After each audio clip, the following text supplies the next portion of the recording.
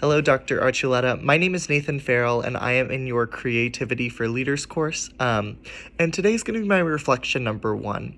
So I did kind of want to tell you a little bit about who I am. That way you just kind of know the traits about me and how they can connect to this assignment. So while, yes, I did the introduction portion, my name is Nathan Farrell. I am 21 years old from Norman, Oklahoma is where I was raised, but I was born in Seoul, South Korea. I am a Leo, which I love to talk about. I love the zodiacs. I feel like that is a sign of creativity within itself. However, we can get into that subject for a very long time, and I'm not here to talk about that. I have my mom and my dad. They are divorced, but I've got a gigantic step family. I'm an only child. I'm the first in my family to go to college. I am extremely involved at UCO, and I love to be that way. I'm on the President's Leadership Council Scholarship, and yeah, so that's just a little bit about me. There are a lot more fun facts I could go with, such as I've applied for the TV show Survivor 3 times and received a callback every time. I'm currently working with a network producer to potentially be on a new reality TV show that's up and coming. I love the thought of game theory, and that's kind of where I'm kind of pursuing. Not long-term with my life, but for right now, that's where I kind of like to go. I plan on going into higher education student affairs. I'm looking at the University of Florida State right now. I'm also looking at Auburn and Arkansas, but Florida State's my number 1. I just feel like I would fit into the program really well there, and just finished all my graduate school applications yesterday, so that's very exciting. So to kind of answer these questions a little bit, how I am creative, that's a tough answer. And I don't feel like you can give just like a defined answer for how you are creative. And the reason I say that is creativity is like originality and innovation. It's based on like your own original ideas, but with how the world has gone, everyone has kind of produced many of those ideas, and there's not as exactly very many original ones left that can be developed, if that makes sense. I feel like what we do is we rework a lot of what has been given to us and shown to us within creativity. I feel like the biggest way that I am being creative, one with my physical appearance, is I love tattoos. I feel like for me, all of my tattoos have to symbolize something. So I've got one on my arm right here. And I know you can't exactly see it, but what it is it's a key from one of my favorite video games, and the key is called Oathkeeper. And me and my dad played this video game growing up. Let's see if I can get a better view for it. That's kind of what it looks like sideways. But like I said, the key is called Oathkeeper. My dad and I played it growing up, and the game is called Kingdom Hearts. And for me, video games were a source of creativity because I love color. I'm a colorful person. I look for color in everything. And that game just really brought it for me. I've got another one on my chest, and that's my zodiac sign. Like I said, I'm a Leo. They're typically very proud, brave, confident, but there are negative traits to us, of course, such as headstrong, egocentric, along those lines. And then I have another tattoo on my hip that I actually got for charity, which is a little bit of a weird story, but it was for Broncothon, which is at UCO. And it's a sun, so kind of sticks that fire sign Leo capabilities. So going back to the question, I think with my physical appearance, I can show more creativity. And I do feel like I am very a creative person because I'm a very big strategist. I love to think out and plot every single decision before actually going with it. One, I feel like if you're able to plan it out, you can show more originality because you're taking the time to actually research and produce new and innovative ideas. So I love to program events. So whenever programming events, that kind of helps extremely beneficial is I will sit there and I will take the time to look through catalog after website, after anything, just to kind of figure out what I'm looking for.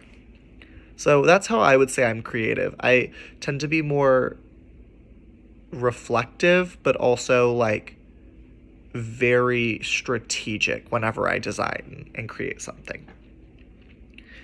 I love this next question. what were you before the world told you what to be? Because I feel like at some point, every child loses a lot of their imagination. Um, and that's like sad to say when you think about it. But I definitely think what I was before the world told me what I wanted to be was kind of relates to my third answer, so I'll go with that one. I wanted to be a marine biologist when I was 4. Now, typically, many people wanted to be like an astronaut or a doctor, but I was so specific for marine biology because I wanted to pet the seals.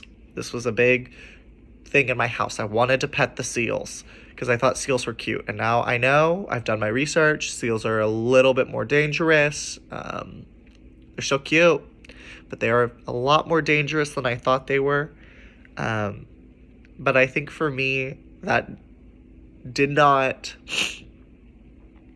allow me to be who I wanted to be, because I was also in love with the fine arts. I just didn't know it at the time because, well, one, I live in Oklahoma, and my parents weren't the most receptive towards that at the beginning. Once I started pursuing it and they actually saw I had a talent for it, they loved it. But at the very beginning, they were like, are you really sure you want to do this? Because they know deep down in a career, it's extremely difficult to pursue something of exact passion. So I did acting all through middle school, high school. I was a musical theater major for my first semester of college, and I still love performing and I love speaking. Like, public speaking is one of my favorite things, and that's why a majority of the things you see will probably be videos, because while I can be creative in a presentation, I think face-to-face is the best way to show creativity, because while, yes, I can make a PowerPoint that's all colorful and the fonts are different and I show innovation and creativity with my photographs, I feel like still face-to-face is the best way to be creative, because I feel like that's the constant struggle a lot of people have. I feel like if you can have a conversation one-on-one and be face-to-face, that's a big sign of creativity. And the reason is because majority of the time in these conversations, you have to think on the fly on how to respond. And everyone tends to give slightly different answers. So kind of going back to the second question, what were you before the world told you what to be? I was very immature. I only looked out for myself. I was so focused on everything within myself that I forgot to think about others. And I know that's a weird way to look at it, but from my freshman year of college to my senior year of college, my biggest accomplishment, not only with my academics, but just in life, was maturing. And I know people are like, how can you measure the rate of your maturity? But people have seen my maturity growth. The first organization I joined at UCO was New Bronco Orientation, and I was told by many exec members that I would not make it to be an orientation leader.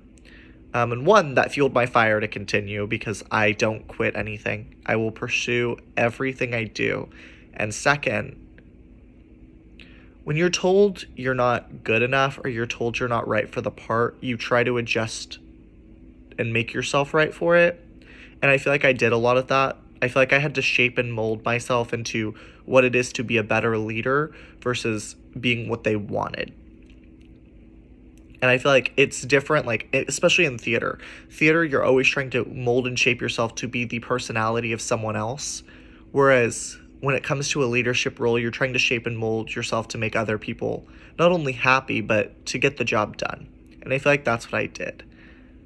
I definitely feel like I can grow a lot more, of course, because you consistently can grow. But I do think that I've been doing a lot recently, such as self-reflection, analyzing strategies, looking at game theory, getting knowledge. I feel like that's where I'm becoming more creative and innovative, is by taking all of these past experiences as well as what I've learned throughout these courses and actively using it within my everyday life and my organizations to help others develop. And that's why I want to go into higher education student affairs, is I want to be an advisor that can actively help others develop. So thank you for your time. I really hope you enjoyed this little conversation we got to have, and I would love to chat more with you. But I know a 10-minute video can be quite long, so I'm going to end it here. So thank you so much and have a great day.